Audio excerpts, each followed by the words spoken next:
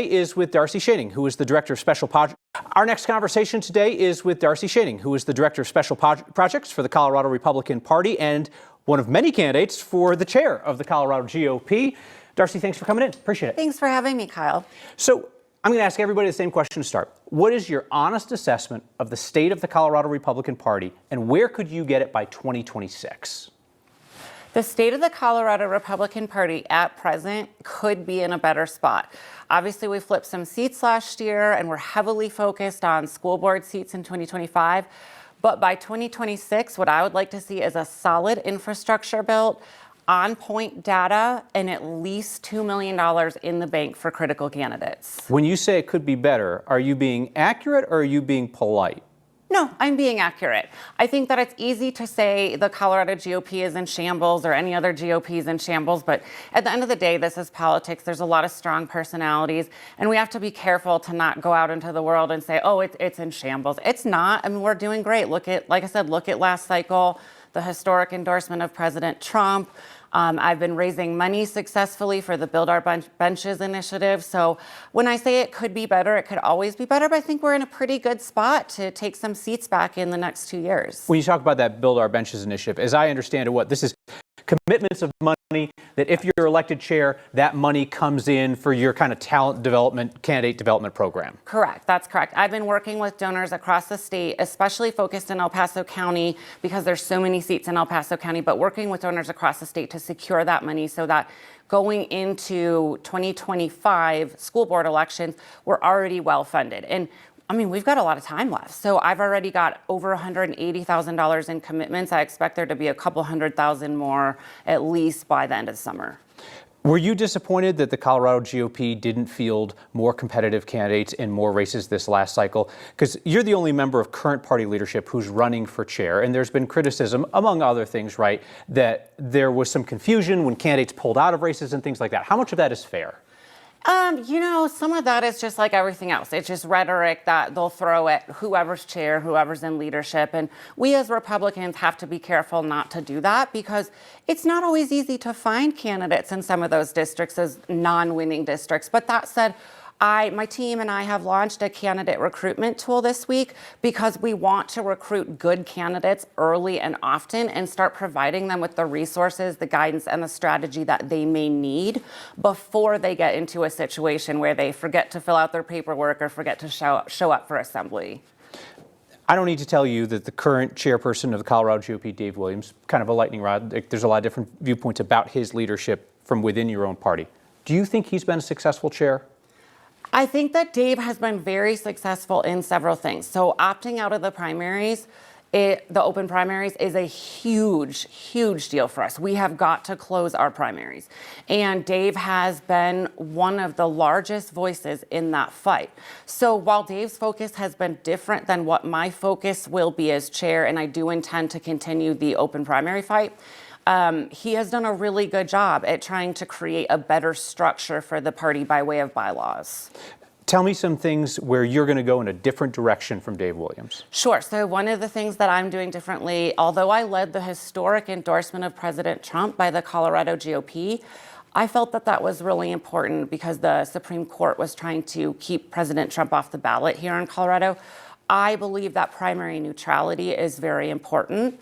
We as Republicans, we know what our values are. So our job as leadership is to put the information out there so that our Republican voters can make the best choices. Our job is not to tell them how to vote. This last time around, the state party did tell people how to vote. You did endorse, and 15 of your 18 candidates lost. Correct. On election night, their losing margin was 28 points. I mean, They didn't just lose, they got stomped. Right. What did you learn as a party official in seeing that? Well, you know, we have to be careful when we talk about that too, because endorsements it's not a horse race, right? It's not a bet on who's going to win. An endorsement is the party or the individual saying, this candidate most closely represents our values. Why do you think there was such a disconnect then between what Republican primary voters wanted and what you as party leaders wanted? Exactly. That's the issue. And that's what we have to get to. There's a lack of education and there's a lack of knowledge of what our values are supposed to be and how we go about getting those values into our schools and into our communities and standing up as strong Republicans. So when we as a party are more united, you won't see that big split between the candidates that we choose and the candidates that the voters choose. You think that the voters just didn't know enough about the people that you all endorsed? It's not that they knew and thought that they were the wrong choices. It's not that they didn't know enough about the candidates. It's that the voters, we have to give them accurate information on the candidates, on the issues, and what's going on in their districts. I'm not saying that the voters made the wrong choice necessarily. All I'm saying is that all of that information has to be there present for them to make those decisions. And in this case, it wasn't. The Colorado GOP did not publicize, for example, the answers to the questions that the candidates asked. So how do you, in good faith, endorse the candidate and tell the party to vote for that candidate without giving them the information that they need? This was the questionnaire that state Correct. party leaders sent to the candidates. They filled it out. Then you all pick candidates. But still, I mean, 15 out of 18 losing by enormous double digits. That wasn't like a wake-up call that like something seriously wrong with how your folks are aligned? No, it is. That's why we don't want to, I mean, that's why I believe in primary neutrality. Except for Donald Trump. Except for Donald Trump. Question. What happens if Donald Trump comes in the next cycle and says, I want the state party to endorse and put money behind a couple of my favorites? Well, I don't know why Donald Trump would ever do that in Colorado, but that's still a different Oh, he's scenario. done that. He's done that in primaries across the country. Not in Colorado. But he absolutely could. So I'm asking you, I mean, you've said nobody gets a special endorsement next time in Darcy's GOP. Correct. Except DJT. So what happens if he comes in and says, and here are a few of my friends that I want to get special treatment to? That's still not going to happen, because when I say the endorsement of President Trump, the endorsement of President Trump, not President Trump's endorsements. We cannot go down that slippery slope. A number of folks in your party told me that they were really bothered by Chairman Williams's call to burn all pride flags and some of his anti-LGBTQ rhetoric. What did you think when that went out? Did you see that ahead of time, that call to burn all pride flags? That happened on social media. It was separate from the email that went out. But did you see that ahead of time? Did you know he was going to say that? I did not see it ahead of time. What did you think when you saw it? When I first saw it, I felt that it could have been messaged better. I think that his intentions were good. His intentions were in the right place. His intentions to have people burn all pride flags. Well, I think he was trying, let's put it this way. I think that he was trying to get media attention and get media around the issue, right? But the exact wording didn't play out well. I have made a commitment to the Colorado Republican Party that, you know, I'm no different than Dave or anybody else in politics. We are all very passionate people, as you know, right? And one word or one phrase, burn all pride flags, or God hates flags, that can have disastrous repercussions for our party. So one of the commitments that I've made is that my communications team will be made of diverse individuals who don't think like me. And any messaging that goes out will go through them, because we don't want Darcy's passion or whoever's passion to ruin the message of the party. We want our messaging to be as good as it can be. That said, you, like current GOP Chairman Williams, like President Trump, use name calling as a political strategy, right? I mean, you've called former President Joe Biden a pedophile. You've called the mayor pro tem of Monument a terrorist. You've called the governor a communist. You've called the attorney general communist. You've called me a communist, which is fine because we get along. But why is name calling a winning political strategy in this state? You know, I don't think it's always correct. It's not always a winning strategy. Sometimes it is. Sometimes it helps us because, you know, you get that attention online, you get that media around you, and that, by and large, a lot of the time is what affects change. When people like you report on what we're saying and you know, kind of jump in there, well, that gets the story out. That gets whatever Darcy's message or the Colorado GOP's message is at the time, that helps us. So sometimes a little bit of aggression in our messaging is done for the reason that we know that people like Kyle Clark are going to take our message and amplify it. Have you said anything in politics that you regret? Oh, all kinds of stuff that I regret. You want to give me an example? Off the top of my head, I would say using the word pedophile, for example. I overuse it at times. I overuse the word groomer. So simple things like that, just overusing terms, that's what a communications team is for. Because while I have the vision for the Colorado GOP, I've been doing the work for years.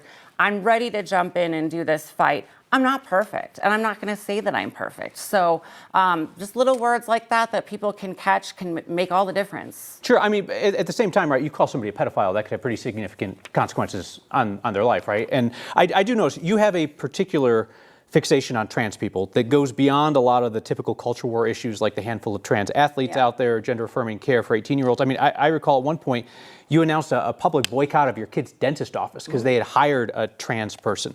Do you think there are certain jobs that trans people shouldn't be allowed to hold? Yeah, I do. You want to list those off? I think that if the position is dealing directly with children, that's perhaps not an appropriate venue for trans individuals to be working within, because not everybody thinks that way. I mean, half the population, as we just saw, or more in the last set of elections, believes that it's an ideology. They don't believe that it's a biological or a genetic occurrence. They believe that it's a mental illness. And that is the camp that I sit in, and that's the camp that most of the GOP sits in, which is, again, over half the voters, as we saw in the last election. So I'm not sure if we can draw a straight line between the election result and that particular belief, but let's take you at what you're saying. Why then ban people from certain occupations because of your fear of them? It's not a fear. I don't have a fear of transgender individuals. As a matter of fact, I interact with plenty of them on a daily basis. There's a reporter for one of our local publications that I've always worked well with. It's not a fear. It's that it's a destructive ideology that harms our children. And we as a party, that is one thing that we do agree on, that transgenderism is an ideology. It's not that these people are born this way, and we don't hate them, we don't want to harm them, but we also don't want to contribute to this ongoing ideology. So if I'm hearing you correctly, you would seek to ban trans folks from any occupations in which they would interact with kids? Correct, yes. And would you ban trans kids from interacting with other kids? Well, I don't know how you would per se do that. I'm very uncomfortable with trans children being around my children. I don't want my children to ever think that it's normal. I have been very clear with my 9 and 10-year-old that, these are human beings. We will still treat them as human beings, but this ideology is not okay. And some of the things that go along with it, some of the actions that these kids are taking, the way that they play, the way that they talk, it's not okay. It's gone too far. So there are going to be some folks who are going to hear that and they're going to love that message, all right? Then there's going to be other folks that are going to hear that and say that is some wildly bigoted stuff and that's dangerous and it's going to get people killed. Then there's probably some folks in the middle who don't feel passionately about this issue. Why should the Colorado GOP elect somebody for whom this is such an animating issue in their life, personally and politically? Well, as we've seen, we saw during COVID, we have been asleep at the wheel as Republicans for decades. So the teachers' unions, the trans agenda, the BLM agenda, the anti-white racism, that has been prevalent. Those things have been prevalent in our schools now for decades, and they have been harming our children. So you don't have to have children in the school system. You don't have to have trans ideology be one of your top issues. But I think as Republicans, we can all agree that our children are our most important asset. Our children are innocent. They deserve to be left with a universe, a world, a country that is better than how we found it. And when we promote the trans agenda, we are promoting a breakdown of the nuclear family. We are promoting a totally different ideology in our schools. And by and large, Kyle, this is something that hasn't existed for very long. You and I could go back and forth about, is this biology? Is this genetics? Or is this a mental illness? Is this a fad? And until we have all the answers on that, we owe it to our children to say, this is not something you could be participating in at a heavy level because we don't know all the consequences and we don't have all the answers yet. Your concerns about trans people were one of the reasons that you authored the call for the Colorado Republican Party for all Colorado parents to pull their kids out of public schools. You still stand by that? I do. All parents should pull their kids out of public schools. Okay. Are you speaking seriously or hyperbolically when you say that? I'm speaking 100% seriously. Our schools in Colorado are so bad that my children are in a private school. If I couldn't send them to a private school, I would be homeschooling. I would be calling my mom asking for help. The stuff that I've seen in these schools, I mean, how do you justify in Jefferson County, how do you justify a girl, a teenager, being forced to share a room with a boy who identifies as a woman. When I say things have gone too far, that's what I mean. And so when parents have lost control over who's sharing a bed with their underage daughter, it's time. It's time to say the government's gone too far and we've got to get our kids out. So sort this out for me. You're calling for Colorado parents to pull their kids out of public schools. Simultaneously, you want the party to focus on school board races, right? Yep. Is that getting people onto public school boards in order to take apart the education system, in order to reform it from within? Square those two things. Yeah, so it's my hope that by the time my kids are in high school, and I have worked as chair for several years and worked with the whole state to get more Republicans elected on school board races and to work with them on advancing policy to protect their students from polis in the legislature, that perhaps by the time my kids go into high school, it might be a little bit better for them. I would love to send my kids to a public school, but right now, the public schools aren't good enough for my kids, and that's where I want to get. You've called on the Trump administration to pressure Democratic Governor Jared Polis to pardon Tina Peters. She's the former Mesa County clerk who's just starting a 9-year sentence for felony charges related to a breach of her county's voting systems. President Trump can't pardon her because she wasn't convicted on federal charges. It's state charges. So you want pressure on the governor to basically trade for a pardon. What form of pressure do you want to see the Trump administration put on Polis? Well, okay. 25% of Polis's funding comes from the federal government. And some of that is crucial funding, depending on how you define crucial, but a lot of it's not. Polis has a lot of pet projects, right? And we know that Polis is eyeing the presidential office. You know, he's making moves potentially for Senate. So Polis shouldn't get to run this state into the ground as he's done over the last decade and, you know, with his cronies over the last 2 decades without the federal government stepping in and saying, look, you know, the sentence that this woman is serving is not commensurate with the crime that she committed. And it's not. I mean, we've got, as I told you, we've got people that are sentenced just in January for horrific violent crimes that are serving less time than Tina Peters. Chaffee County's biggest fentanyl dealer was sentenced to less time. There's venues for her to appeal her sentence, right? If she thinks her sentence was too harsh, she can appeal that. Why is it proper for the federal government to blackmail Colorado to get somebody out of jail? She can appeal it all she wants, but she's going to have no success in the state of Colorado because we've got, I mean, it's a blue state. The courts have pretty much determined how they're going to sit on this. And we saw it even with the removal of President Trump from the ballot. So we need the federal government's help, just like we need President Trump and the federal government's help with our schools and what's going on in our schools. So you would like to see the Trump administration pull some federal funding from Colorado until Tina Peters is out of jail? Yes. And you want it to be specific projects? I want it to be projects that Polis is really keen on. Polis, especially some of those animal projects that he and his husband have, you know, been carrying out. I love animals too, you know, but you don't get to go do all of the things that you want to do and use those as campaign pieces and just act like this sentence of Tina Peters is fair when it's not. I'm not going to sit here and say that Tina Peters has been a perfect human being, but I think that we need to have some compassion and understanding for the fact that she is being politically persecuted. Does anything about that situation, the call for the feds to blackmail Polis to turn somebody out of prison, does that strike you as unethical or potentially dangerous if you set that precedent? No. It doesn't. I think that the sentencing of Tina is so egregious that it, you know, they just need to take a look at it and take a look at what that judge has done, because it does seem, like I said, that he politically persecuted her. And obviously, you know, Pam Bondi came back and said, look, it does look like this sentence is long. So it's not just that Darcy thinks that. I mean, there's people all over the country that feel that way. So let's just take a second look at it. And President Trump and the federal government aren't going to be stepping in anytime Darcy says, hey, I want this, or the Colorado GOP says, hey, I want this. So I don't think that's something we have to worry about. I mean, you're taking credit for Pam Bondi stepping in this case. Well, I mean, the sentence of Tina Peters is so egregious, and she's a nationwide, I mean, she's been on the news at every turn. So I think that this is a totally different circumstance. We got a couple minutes left. I have 2 more questions I'd like to ask. Yeah. You have additionally called for the federal government to arrest and put on trial the judge who sentenced Tina Peters for corruption.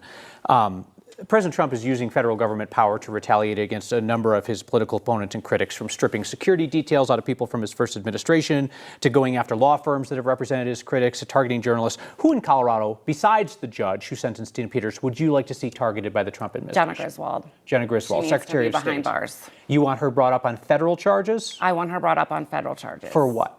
Everything that she has done. So the leaking of the passwords, we weren't even able to fully investigate that. What she did by pushing off any investigation by an outside entity, which she did, we know that.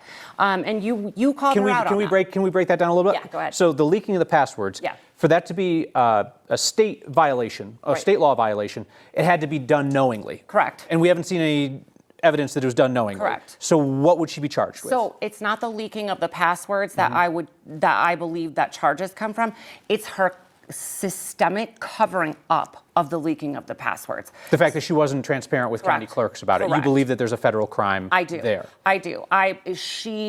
That is, malfeasance. It's a dereliction of her duties. She had a duty to tell the rest of the state what had happened so that we could ensure election integrity. She didn't do that. She was more concerned with protecting her position. Not to interrupt you, our time's short. Who else in Colorado would you like to see targeted by the Trump administration? Jared Polis needs to be looked at for all of the executive orders that he wrote during COVID, closing people's restaurants, coming for their liquor, shutting down restaurants, shutting down small businesses. We can't forget that stuff. And Jared Polis isn't the only one. We need to take a hard look at what happened during COVID, because we can't ever let those things happen again. When you say looked at, do you mean potentially facing criminal charges? If that's what it comes down to, yes. I want to look at all those executive orders, where they came from, who wrote them, and the fact that they were totally unconstitutional, because they were, and we can't just forget about that. One last question. You have called Aurora, Colorado, a third world hellhole, and called for armed civilians to round up the migrant gang members in that town. Walk me through how you think that would work. Well, I think that Aurora it descended into chaos for a while. It does seem like since I made that call that things have gotten somewhat better. You know, we saw the Trump administration get involved. All kinds of entities are getting involved now, right? But before that happened, I've got emails and texts from residents of Aurora living near the Tren de Aragua incidents that said, hey, I don't know what to do. I'm a 75-year-old woman, and there's these grown men gang members pounding at my door. In that sense, I called on citizens to say, you know what, we're going to come in and we're going to remove these people, because if the government's not going to stand for us, if the government doesn't care enough about those elderly residents and those single women residents and women with little kids living there, then who does? Who does? So if we have to take it into our own hands because the government is prioritizing illegal gangs over our residents, then that's what we'll do. The city that you referred to as a third world hellhole is actually Colorado's largest city run by Republicans. Yeah, you're right. What do you think they made of your call for armed civilians to come in and take out the gangs in their town? Well, you know, some of the leadership in Aurora thinks very similar to me, and I think they were pretty done with the police in Aurora not being able to report on it. They were done with the way that the mayor was kind of hiding stuff. So when I made that call, it brought some attention. And as I brought up earlier, sometimes calls like that and sometimes words that we use like that, it's to get attention on the issue. So I don't know why they would have an issue with that, because we've got to have eyes on Aurora and we've got to protect our residents. Darcy Schoening, who is running for Colorado GOP Chair, I appreciate you coming in and taking all the questions. Thank you. Thank you so much for having me. It's an honor to meet you in person.